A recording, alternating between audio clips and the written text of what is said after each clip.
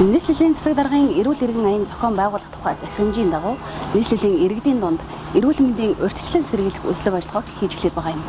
Тус саяхан өнгөрсөн 4-р сарын 15-ны өдрөөс эхэлсэн бөгөөд эх 10-р сарын 15-ны өдөр хүртэл үргэлжлэх юм.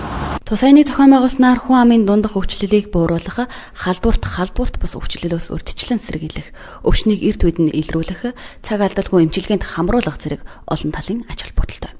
Аяны хүрээнд нийслэлийн 152 хороодын өрхийн эрүүл мэндийн төвд дотор мэдрэл зүрх судас чих хамар хоолой хавдар сүрээ эмэгтэйч зэрэг төрөлцсөн нарийн мэргэжлийн эмчийн үзлэг онцлогоо хийж байгаа билээ.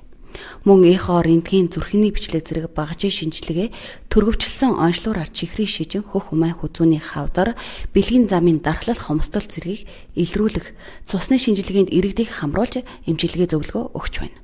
Эрүүл эргэн аяны нэг бас давуу тал нөх юм бол нийслэл Улаанбаатар хот маань бас алсгдсан 3-4-т алсгдсан хороод нэлээд олон байдаг. Тэгэхээр энэ хороод дээр нөгөө төрөлцсөн нарийн мэргэжлийн эмчнэр үүсгэх юм баг очиж байгаараа бас зарим иргэн давуу талтай.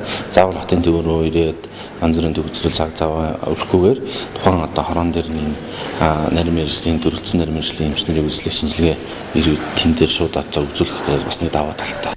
Түүнчлэн нөхөн үржихуй насны охид эмэгтэйчүүдийн нөхөн үржихуй эргэтэн тогтолцооны эмгэгийг эрт үед нь илрүүлэх, эмчилж, эрүүлжүүлж зөвлөгөө мэдээлэл өгөх, эмчийн хяналтыг сайжруулснаар эрүүл хүүхэд төрөх боломжийг нэмэгдүүлэх юм.